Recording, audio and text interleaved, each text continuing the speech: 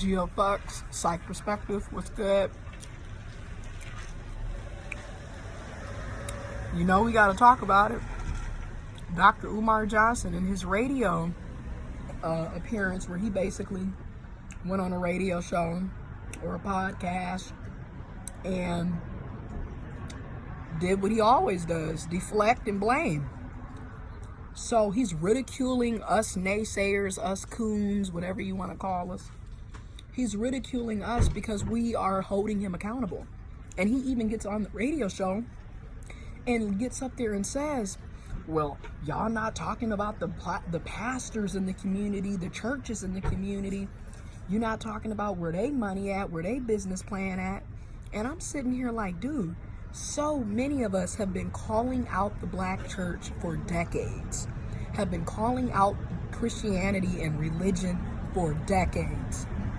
I don't know if you've been sleeping under a rock or you're just sitting up here doing your typical narcissistic, never wanting to be accountable, never wanting to be responsible. So let me sit up here and cast blame and point the fingers at everybody else when people are examining my ignorance. Because that's what Umar does, right? You know, who can I deflect? So let me talk about the pastors. We've been talking about their asses.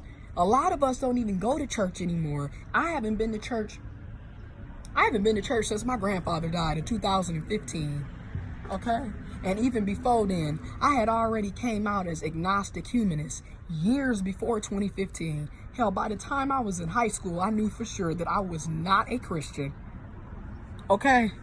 Because again, it's so many hands in the black community taking money and resources and opportunities away from the black community, away from people, left and right.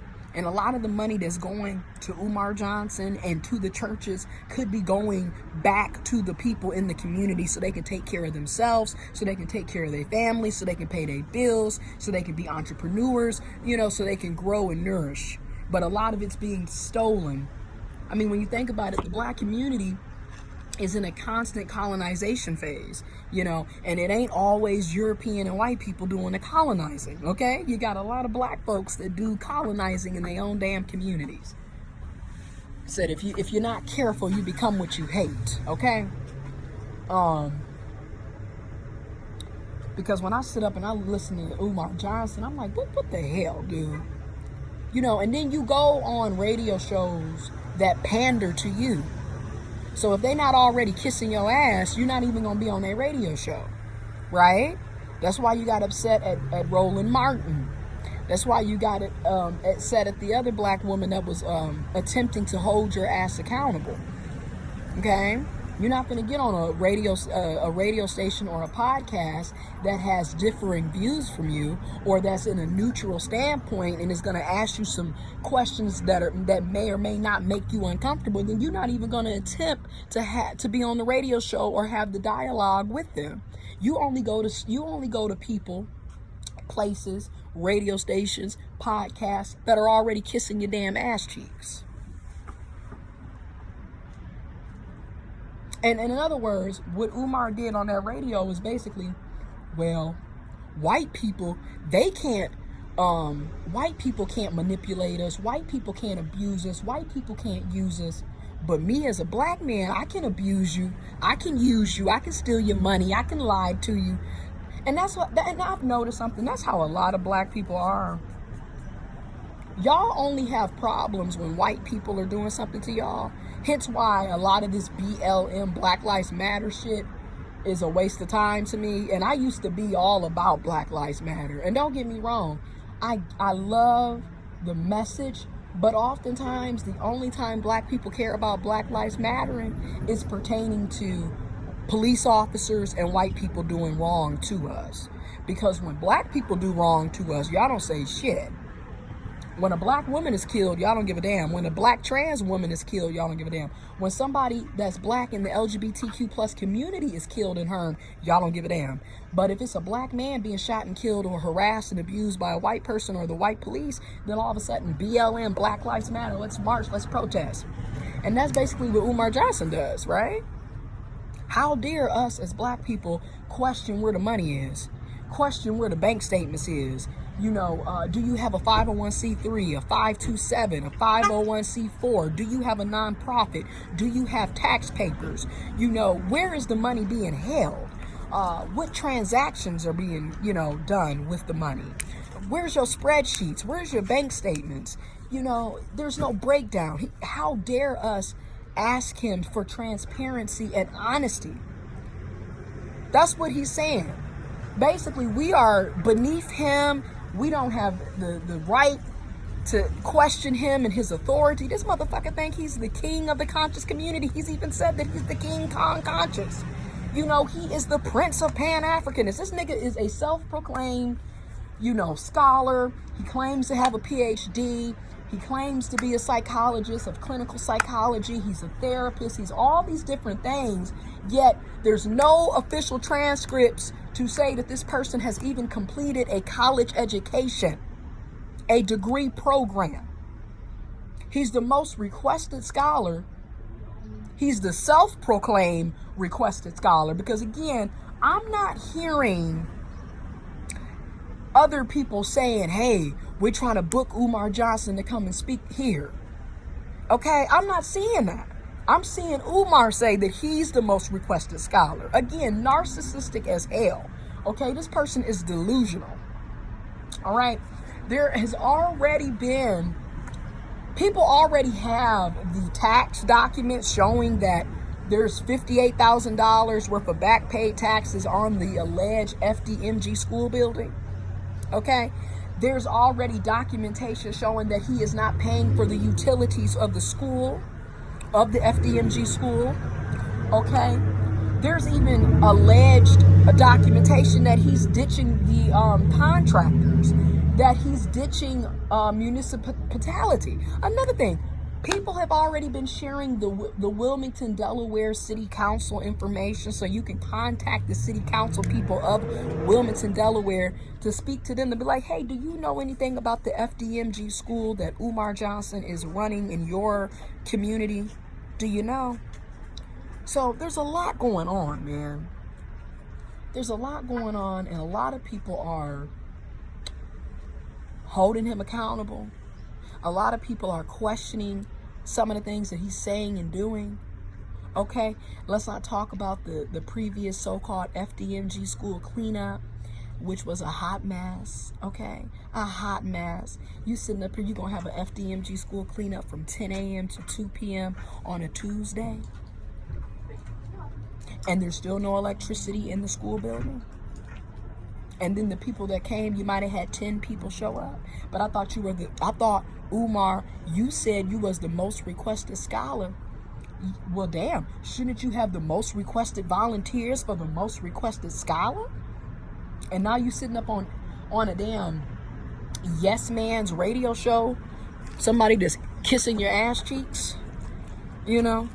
Well, how dare y'all question me? Y'all don't even have high school diplomas. Y'all don't have this. We don't even know if you got a high school diploma. Shit, you stay lying about shit. So it's insane. It's insane. But again, shout out to Flowers and Jelly. Shout out to E&J Podcast. Shout out to Anti-Afro Bengalis. Shout out to Monty Woodgrain. Shout out to the Rev. Shout out to everybody that's holding this man accountable.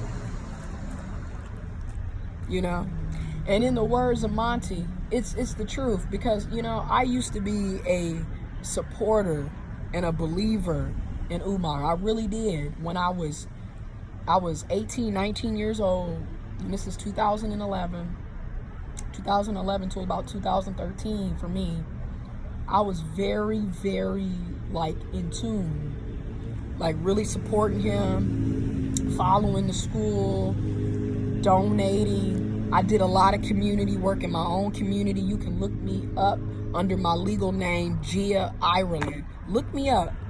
You'll see the fucking work that I did in my own community. Okay? But I took a break from that. It's going on 7 months. Well, it is 7 months. It's going on 7+ months since I've really been doing community work. Because I saw for myself, people don't appreciate what you do. People will use you if you let them. And people don't care if you live or die. So, and then I have my own stuff going on with transitioning, you know, and living my own truths and my own life. And I know people that are watching my videos are not going to agree with me being transgender, transmasculine. That's fine. You don't have to. I don't need you in my life any damn way. I'm just being real. But I'm over the conscious community. And I'm over the black community too, to be honest. Because it's a lot of toxicity on a daily basis. You know, a lot of y'all have no critical thinking skills. You know, you believe everything that someone tells you. You don't do your own independent background investigations, your own research. You don't do any of that. Somebody could tell you that the sky is red, and y'all dumbasses would sit up and be like, yes, that's so true, because the most requested scholar said it was red. Even though when we look up, sky is not red. When we look up, the sky is not red. Is it red to you? But if Umar Johnson said that it was red, you would say it was red. So that's why I don't really have time. I don't have time anymore for the bullshit. And a lot of y'all is on bullshit. Okay? And then we got all the naysayers, or the people that are supporting Umar Johnson, who continue to watch our videos, which is their right. You know, they have the right to do so. But just know, when you come and you leave comments and you're belittling and you're disagreeing and, you know, how dare you call out Umar, I'm blocking your ass. This is my domain, right? And again, you don't like what we have to say, but yet you still choose to watch our videos. So something is not quite clicking. But anyways, y'all continue to support Umar. Continue to support the FDMG school. We'll see in August if y'all have y'all cookout at the Ifatunde Park. We'll see if the school will even open August of 2020. We'll see. And that's another thing. How much money? First of all, and like somebody, shout out to the man in the comment section that brought this up. It's going to take way more than $700,000 to hire teachers, nurses, you know, counselors, clean up the school, get it up to par, you know, construction. Also, I'm quite sure, you know, because he wants y'all kids, basically he wants it to be a boarding school, right? So we all know it's going to cost money. They got to eat. They got to have food. They got to have their education. They got to have clothing. They got to have, you know, other resources, love, support, gifts, toys, whatever it may be. It's going to cost money. So these single black parents, these single black mothers, where are they going to get the money to send their kids to the school, to send their sons to the school? I mean, it's basically a private school. It's a private boarding school. That's basically what it is. So where are y'all gonna get the money to send y'all kids? Because I mean, you know it ain't gonna be free. I need your time and your labor. I need your money. Run them donations. Run them up. I need to hear the chingy ching ching.